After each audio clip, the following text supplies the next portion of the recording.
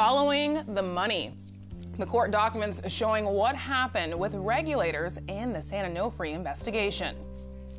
It's really magnified in this location where it all collects, but there is floating debris throughout every marina throughout the entirety of the bay. Cleaning up California marinas, one location at a time. Check out a device that sucks up garbage in the bay. They have children born and raised, and what now you said, okay, they have to go back. And an uncertain future for Haitians living in San Diego. The decision that could force them to leave. KPBS Evening Edition starts right now.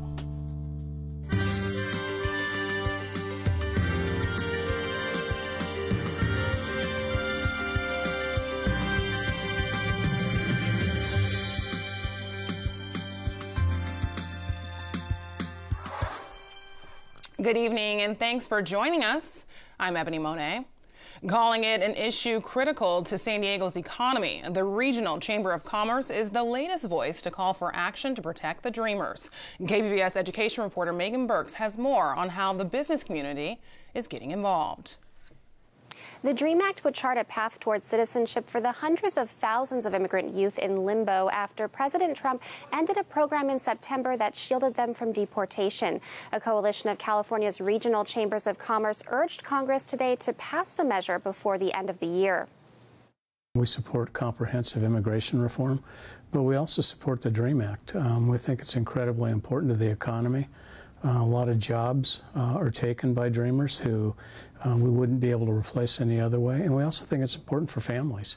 We're talking about 40,000 children who had no say where they were going to be brought or anything else. And just to deport them to a foreign country now, because that's what it would be for them, that's just not American.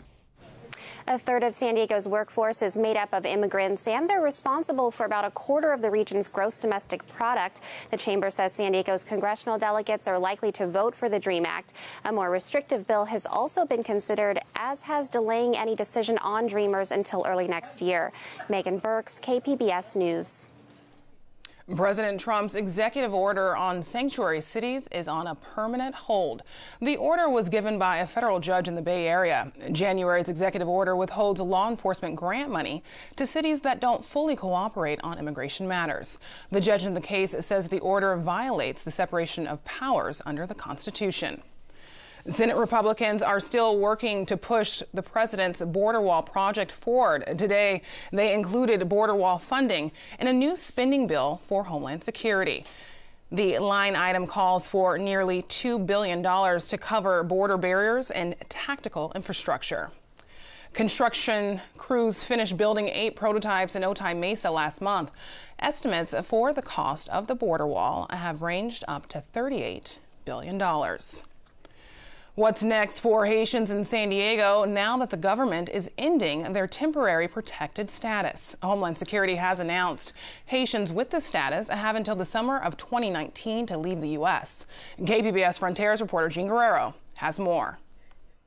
About 60,000 Haitians entered the U.S. in 2010 under a temporary protected status after an earthquake devastated their country. Jean-Élisée Durandis is a pastor at the Haitian Ministry of San Diego. He says the decision to revoke protections will affect at least 100 Haitians in San Diego. Can you imagine people living here for 7 years, maybe longer than that? They have children born and raised, and what now you said, okay, they have to go back. So, and some of the children,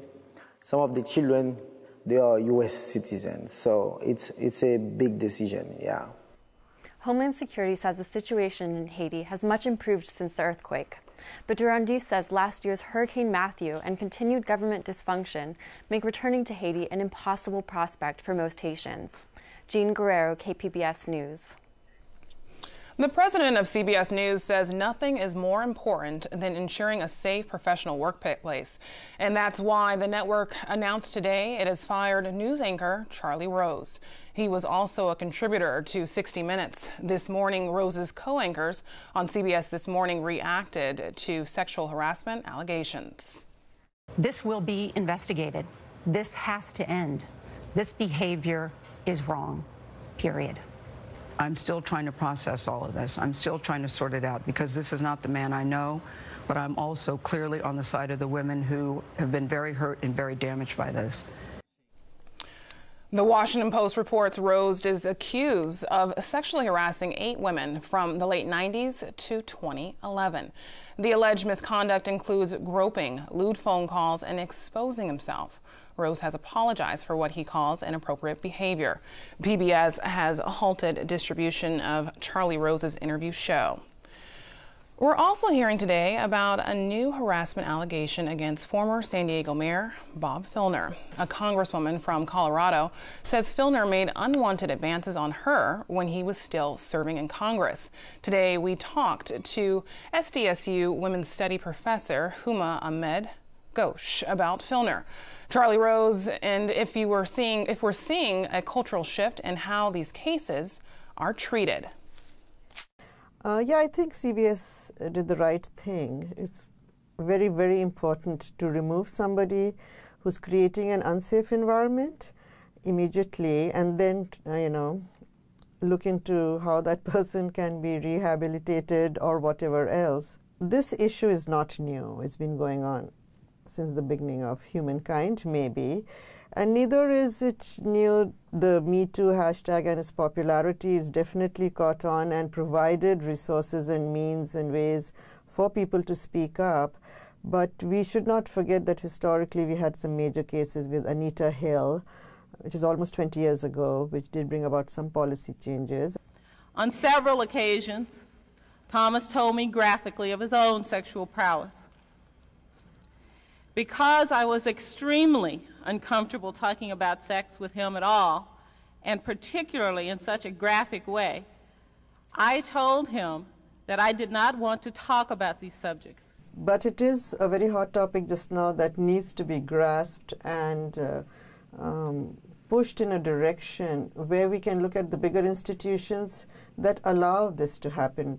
And, the perpetuation of sexual violence and crimes by people in power have to be contextualized through media, how media is portraying women, films, music industry, advertising. We cannot just talk of it, of this kind of situation in isolation, because then it will be a hot topic that disappears. So there's not just the internalization that you can be sexually abused, but it's also the guilt of naming a man whose career may be affected. So for me, what happened to Bob Filner transcended that. Even in a situation where he could be replaced by somebody with a different political inclination from what he presented, to me it was a situation of prioritizing violence, crime. We don't use the word crime. I want people to use criminal activity when they talk about gendered violence. And sometimes I say, if Charlie Rose is fired, maybe it wasn't because the leadership in CBS thought he did anything that was criminal, but maybe they were scared to keep him on. For me, that's good enough. It still sends a message, So we are going to have a rocky start, but it has potential, and hopefully the younger generation will learn from it. And I hope they will learn from it in ways that they can comprehend that it is part of inequality, it is a part of power hierarchies, it's part of exploitation that should not happen to anybody or anywhere, Not just women, but also race and social class and ethnicity, religion, all of that, yeah. More of KPBS's discussion can be heard online. A full interview with Professor Ahmed Ghosh can be heard at kpbs.org/midday edition. A new twist in the legal battle over the San Onofre nuclear power plant. A settlement required ratepayers to cover most of the cost of the closure. As KPBS North County reporter Allison St. John found out, regulators applied for money to cooperate with an investigation and instead used it to block it. A Los Angeles Superior Court judge has released hundreds of pages of court documents related to investigations into how the San Onofre settlement was reached. Under the settlement, ratepayers, rather than investors, pay the bulk of the cost of closing San Onofre, $3.3 billion. Attorney Maria Severson represents a utility customer. She's part of a lawsuit alleging collusion between San Onofre's owner, Southern California Edison, and the California Public Utilities Commission, or CPUC. She says the documents show the CPUC repeatedly resisted complying with search warrants. She says the agency has misused public funds granted to cover legal costs. The executive director went to the legislature and requested over $6 million on the stated basis that they would cooperate with the search warrants. These records show that that money was in fact used to block compliance. Severson says the judge found probable cause to suspect felony conspiracy to obstruct justice when he issued the search warrants. She says if the CPUC has nothing to hide, why are they spending millions of dollars on questioning those search warrants from the state attorney general? The CPUC says it has cooperated with the Attorney General's office through every step of the investigation and has only contested search warrants it believed were obsolete or based on false premises. In the KPBS North County Bureau, Allison St. John, KPBS News. We could be weeks away from a major shift in how the internet is regulated. An outline was released today by the FCC commissioner on plans to repeal so-called net neutrality rules. The repeal would weaken regulatory oversight of internet service providers like AT&T and Verizon. Providers would be able to slow down access to content as long as it's disclosed to consumers. A vote is expected December 14th. The FCC board currently has a 3-2 conservative majority. For the first time in decades, tobacco companies will spend millions to air commercials on network television. But this time, it's not about marketing. It's the end result of a decades-long fight to warn the public about the dangers of smoking. Carrie Antelfinger has the story. Marlboro country is everywhere. Nearly 50 years after tobacco companies were banned from the airwaves, they'll be back in prime time. Right, taste the way you... But not by choice. More people die every year from smoking than from murder, AIDS, suicide, drugs, car crashes, and alcohol combined. The new ads are a result of a 1999 lawsuit filed by President Clinton's administration to recover billions spent on medical care for cigarette smokers. Today, on behalf of the taxpayer, we're asking the tobacco companies to pay their fair share. A federal judge ruled in 2006 that big tobacco had deceived the American public for decades about the effects of smoking and ordered them to publish corrective statements in newspapers and on TV. It took 11 years of legal wrangling over the exact wording. Cigarette companies intentionally designed cigarettes with enough nicotine to create and sustain addiction. They've created an ad that, frankly, isn't going to be all that compelling. It's, black type scrolling on a white screen with kind of the most uninteresting voice, you could possibly get. The TV spots, costing tobacco companies an estimated $30 million, will start airing at the end of the month and run for a year on the major networks. Anti-smoking advocates say the fact that media consumption has shifted dramatically since the ruling means the ads won't reach an important demographic. The audience composition of these networks now for under 24 is less than 5%. Because, of course, we've had a revolution. They're all watching YouTube and Facebook and, a million other places. Experts say it's better to reach kids and teens early. 9 of 10 smokers begin smoking before the age of 18. That's why many campaigns focus on a younger audience. Ellie Mixter Keller started smoking in high school and did it for more than 30 years. I remember very specifically was going to a family reunion and realizing that I was missing half of it because I was outside having a cigarette all the time. Knowing the health risks didn't make her stop. It was a combination of hip surgery, realizing she wasn't rebelling against anyone anymore, and missing out on life that ultimately made the difference. Quitting smoking is the hardest thing I've ever done in my entire life. This former smoker wasn't impressed by the new ads, but it will mark the first time tobacco companies are being forced to advertise on the deadly, addictive effects of smoking. Carrie Antelfinger, Associated Press. Advocacy groups are suing the streaming video website Hulu to provide better services for the blind. The lawsuit calls for Hulu to include an audio track that helps those who are visually impaired enjoy movies or TV shows. Those who brought the case say Hulu has ignored repeated requests. Hulu has not responded to a request for comment on the lawsuit. The rate of new hepatitis A cases in San Diego County continues to slow. The latest weekly update from the county shows 7 new cases. More than 500 cases have been reported during the outbreak over the past year. Of those cases, there are 20 related deaths. County officials plan to extend its declaration of a local emergency related to hepatitis A at a special meeting set for Monday. A new report finds California's uninsured rate has fallen to 6.8%. That's a record low, but as KPBS health reporter Kenny Goldberg explains, some 2.5 million Californians still lack health insurance. The Affordable Care Act took effect in 2014. Since then, California has cut its uninsured rate nearly in half.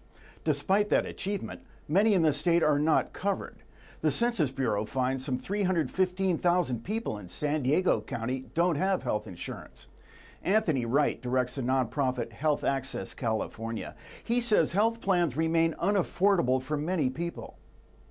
There are people who are making $30,000 or $40,000 who are eligible for hundreds, if not thousands of dollars of subsidies, but if they still have to pay $300 a month, that still may not be enough to make ends meet. California provides health coverage to all low-income children, regardless of immigration status. Wright says the state should consider covering all low-income adults, too. Kenny Goldberg, KPBS News. I'm Judy Woodruff. Tonight on the NewsHour, Zimbabwe celebrates as 93-year-old President Robert Mugabe resigns, ending 37 years of rule. Coming up at 7, right after Evening Edition on KPBS. Drought or no drought, hosing off your driveway could get you a fine if new state water rules are approved. The State Water Board wants to make many of the water-saving measures we saw during the drought permanent. The rules include fines for hosing a driveway off or sidewalk and for not using a hose with a shutoff nozzle. So it's really a conversation about resetting some of the norms, rain or shine, in terms of how we treat water, quite apart from drought conditions. It's just being more responsible with water over time and just seeing that this precious resource isn't wasted. We don't want to be lurching from drought to drought. We do want to truly make conservation and efficiency a way of life for more stable local water supplies. Other proposed rules include a ban on using automatic sprinklers during rainstorms. The state is accepting public comments this month. Local water agencies should begin enforcing the rules by April of next year. A San Diego marina is field testing a new pump that could help clean up water in areas where boats dock. KPBS reporter Eric Anderson says the device has been tested at a handful of locations around the world, including a spot here in San Diego. This corner of the Cabrillo Isle Marina on Harbor Island used to be what General Manager Tony Reese calls a cesspool. Garbage, plant waste, gasoline, all got pushed into the corner by prevailing winds and tides. And at high tide, get pulled up off the rocks and come out and just become a little scum alley. And then at low tide, go back and rest on the rocks and wait for the next tide to pull it up and make the mess all over again. But for the past 9 months, an industrial bucket-sized pump has been anchored to the dock, and it sucks up anything that floats. It's like a large mechanical shellfish that constantly filters water. As you can see, it's a very quiet device, very small, unobtrusive, only about 2.5 feet wide by about 3.5 feet deep, has a small pump on the bottom. And so then it just nonstop throughout the day pulls in floating debris across the surface as well as petroleum. Reese says the device is basically 5 parts: an outer case, an inner shell, a basket, a filter, and a pump. The pump creates enough suction to pull the yellow internal shell below the water line. Water flows into the basket, bringing along anything on the surface. A separate petroleum filter captures fuel that floats.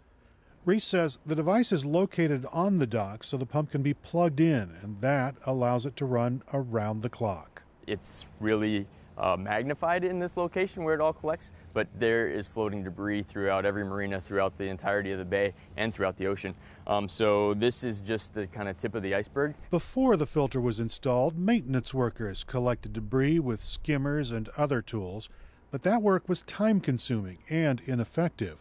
Now the pump's filter is quickly pulled up and emptied 3 times a day. The collection bag is designed to hold about 20 pounds of material, so on an average day we're pulling about 60 pounds out of the water. The trash ends up at the marina's recycling station, where maintenance supervisor Ray Gonzalez sifts through the material. When we collect the items from the sea bin, we separate it into non-organic and organic type. Gonzalez reaches into his trash can and pulls out plastics and other materials, starting with the large items first. So I'll sort out most of the ones that protrude out of it, all the plastic that's more visible. And then after that, we start into the raking process of getting most of it. But we first go for all the plastic stuff. Plastics go to the recycling bin, and organic material is added to the marina's compost pile. Gonzalez says the pump gets high marks from tenants who are pleased with the cleaner water around their boats. San Diego Coastkeeper, a local clean water group, says the pumps can help the bay. Matt O'Malley says he prefers to work on initiatives that keep trash out of the water, but he doesn't ignore the fact that trash ends up there. That trash and those solvents and those oils, they do move around the bay. In those places, they're generally located in a tight spot. So there is an opportunity actually to clean those localized spots, maybe easier than it is in the open bay. The sea bin needs to be plugged into work, although designers are working on one that can use solar panels to power the pump. The device has been filtering water at the Harbor Island Marina for 9 months. That trial expands to marinas in other California cities this month. Eric Anderson, KPBS News. Californians who want to repeal the gas tax hike will soon be gathering signatures. More than half a million people will need to sign on to the petition to force a ballot measure next year. The proposal not only repeals the current gas tax, but will require future gas tax hikes to be approved by voters. Several cities and businesses oppose the measure, claiming that funds from the gas tax have been helpful with statewide road improvements. Air travelers need not to worry this holiday season, says Lindbergh Field officials. Construction on repaving the runway began this month. Airport staff say the airlines and cargo carriers have adjusted their schedules around the construction. It's a $20 million project that could take up to a year to finish. Work on the runway is done during the overnight hours. Flights arriving after midnight will be diverted to nearby airports. Tomorrow is one of the busiest travel days of the year, and it will be a hot one in San Diego, with temperatures in the 80s or 90s, depending on where you live. Erin Calandra has a look at tonight's forecast. We're under a very warm and dry spell throughout this whole week. Our regular temperatures, normal temperatures for this time of year, should be around 68 degrees. We're going to be well above that throughout the whole entire week. So taking a look right now, satellite, nothing is going on. It is quiet and it is beautiful. We have plenty of sunshine out there. To the north of us, we are seeing some storms, and up through northern California, a couple of spotty showers, but things are dry as a bone down here. Tonight, 59 degrees for our temperature. It's going to be nice and clear, and that's really going to be the story throughout the next couple of days. Oceanside 48 degrees, Poway 57, Chula Vista 57 degrees, Ramona 53, and Borrego Springs 57 degrees for our overnight lows. So we have this high pressure system in place that's making it a bit cool to the east, but it's also keeping us dry, and we have this warm flow coming in out of the south. So we're going to have lots of sunshine, and temperatures are going to be record challenging over the next couple of days. We're not going to see record breaking temperatures here in San Diego. To the north, like in LA, they're going to have record-breaking temperatures tomorrow and also Thursday. For us, we're just challenging it. So tomorrow, Poway 95 degrees for the high, San Diego 84, Oceanside 86, Borrego Springs 89, and Mount Laguna 73. Again, our average temperature this time of year is 68, so we are way above that. Here we are along the coast. It's going to be warm through Thursday, and then Friday we start to cool down. That system to the north of us, it's going to be pushing some cooler air to to the south. We're staying dry, but temperatures will drop slightly. Saturday, 75, and Sunday still above average at 75 degrees. Inland, it's going to be nice and hot and sunny. Through Thursday, we're in the 90s, and then Friday through Sunday, we're in the 80s. In the mountains, that's the cool spot. We're in the 70s through Friday. Saturday, we do drop down to 69 degrees, and it's going to stay sunny and dry. And then in the deserts, Thursday, 91 degrees. So certainly a hot day for Thanksgiving. Friday through Sunday, we're in those mid to upper 80s with beautiful sunshine. So no travel delays here if you're heading out for Wednesday for Turkey Day travel through Thursday. No problems. For KPBS News, I'm Erin Calandra. Now, here's a look at what we're working on for tomorrow in the KPBS newsroom. On Morning Edition, how things have changed at the IRC since a KPBS investigation into refugee housing issues.